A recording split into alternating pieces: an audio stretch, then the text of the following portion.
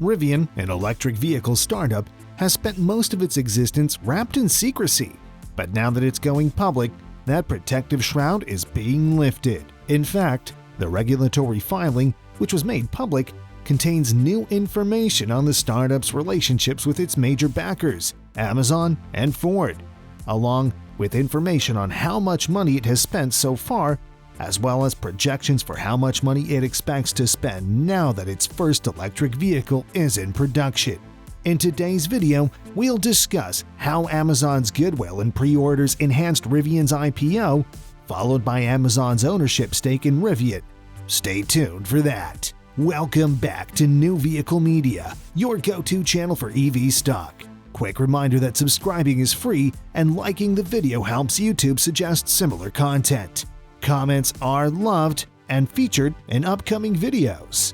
Jeff Bezos took the stage in front of a packed conference room in Washington, D.C.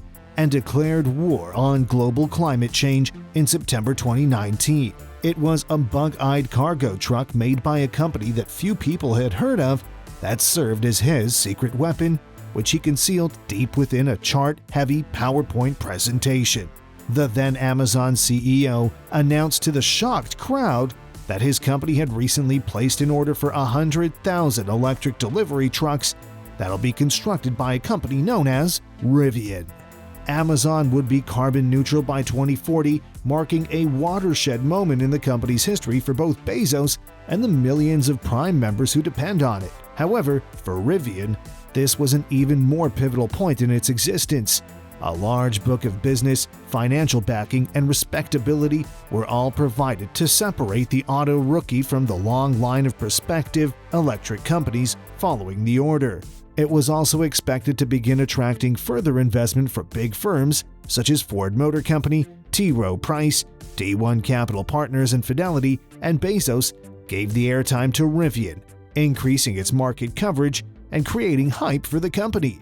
In the case of Rivian, Bezos' endorsement opened doors that were previously closed to his competitor Elon Musk during the early days of Tesla's development. Rivian's marketing is primarily focused on its sleek and powerful consumer models, but the company is primarily driven by the business that Amazon induces. There would be no chance of reaching the $80 billion valuation that Rivian is looking for in its planned IPO if the business didn't have Amazon backing it. As Rivian's Illinois factory prepares to begin production, the importance of Amazon as a customer is highlighted once again. Scaringe has prioritized the construction of hundreds of delivery vans this year, whereas the highly anticipated new electric pickup, which should be the company's main focus, is only being manufactured in small quantities. Rivian revealed new details of the Amazon agreement in a filing with the SEC, indicating how intimately the company's future is tied to the fortunes of one of its largest donors. Once it receives a first delivery vehicle from Rivian, the e-commerce titan will have exclusive rights to those cars for 4 years, after which it will have the first refusal right on any additional delivery vehicles for another 2 years. The most talked about Rivian consumer right now is Amazon CEO Jeff Bezos, who has never revealed how the business came to be on his radar. There are various links between the two companies that provide some hints as to what is going on. For its LA Car Show debut, Rivian hired a production studio controlled by director Peter Berg, who's friends with Bezos, to produce promotional content. Because of the company's dealings with Rivian, Bezos learned of a startup with a unique electric truck that was well worth investigating. When Jeff Bezos and the rest of his team flew into space on a rocket made by his Blue Origin company, they took a trip in a Rivian car to the launch pad. Rivian's IPO was the highest ever for an EV manufacturer because of factors like these. Amazon's large investment and pre-orders of delivery van were among the top factors of the company's favorable public image. By filing the confidential paperwork for an IPO with the SEC, and its existing investors, including Jeff Bezos of Amazon and Ford Motors, will retain significantly more control and ownership of their business than they would have had under an SPAC transaction. The sponsors of those acquisition companies typically receive a significant portion of the ownership of a company in exchange for expediting the listing of the company on a stock exchange. Bezos' Amazon stake in Rivian. The fact that Amazon has made significant investments in Rivian and has stated ambitions to purchase up to 100,000 specialized delivery vans from the firm is no secret. Earlier this year, Rivian acknowledged in a legal filing that Amazon and Ford owned at least 10% of the startup stock.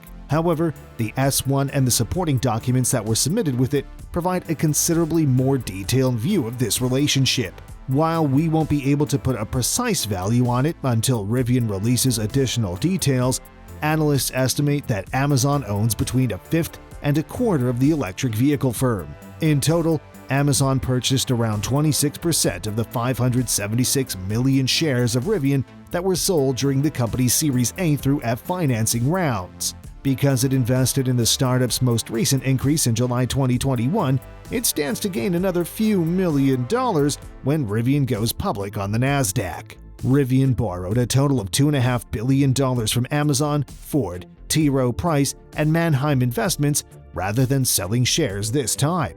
But there is a catch to it. Those debts will be converted into shares in the IPO. In addition, Rivian does not disclose how many shares were issued prior to its Series A financing round or how many shares Scaringe has, all of which could have an impact on the ultimate figure. According to a few allusions made in the petition, Scaringe does indeed have voting authority over the company. Amazon, on the other hand, owns more than any other outside corporation. T. Rowe Price is in second place, having sold approximately 22% of the shares sold from the Series A round onward, while Ford is in third place, having sold approximately 17%. To date, Amazon has contributed around $1.83 billion to the Rivian technology company. What exactly does all of this money buy Amazon? For starters, the collaboration on the electric delivery truck is a success. That partnership will not only assist Amazon in its efforts to electrify its fleet, but it also has an almost intangible value because, like rival shipping giants, Amazon had previously wasted a great deal of time talking to other EV startups about going electric, only to run into complexities. The conclusion. Even though Rivian has been around since 2009, it has encountered a lot of skepticism throughout the last decade because of a product that seemed far away and speculative at the time of its launch. Rivian is considered one of the most feasible electric vehicle startups in what is projected to be a very competitive market, according to auto analysts. Large automakers such as General Motors, Volkswagen, and Ford have announced plans to produce dozens of electric cars and trucks in the next few years, joining Tesla as a pioneer. If Tesla's meteoric rise is any indicator, Rivian will find a ready market of adventurous customers who desire an electric vehicle that can travel off-road. In light of the current obstacles, the corporation is putting up significant effort to distinguish itself from Tesla and the expanding number of traditional automakers that are vying for a piece of the EV market. I'm interested in hearing what you have to say. If Amazon and Jeff Bezos had not supported and sponsored Rivian, do you believe the company would have raised $80 billion in an IPO? Let us know what you think in the comments section below. Win feels that the high valuation of Rivian's IPO would not benefit other electric vehicle startup stock prices, but rather will draw attention to the hype and overvaluation of firms with no revenue and no track record. That should wrap things up for today. Keep in mind that subscribing is still free and liking the video helps YouTube recognize your preferences. Thanks for taking the time to watch, and I look forward to seeing you in the next one.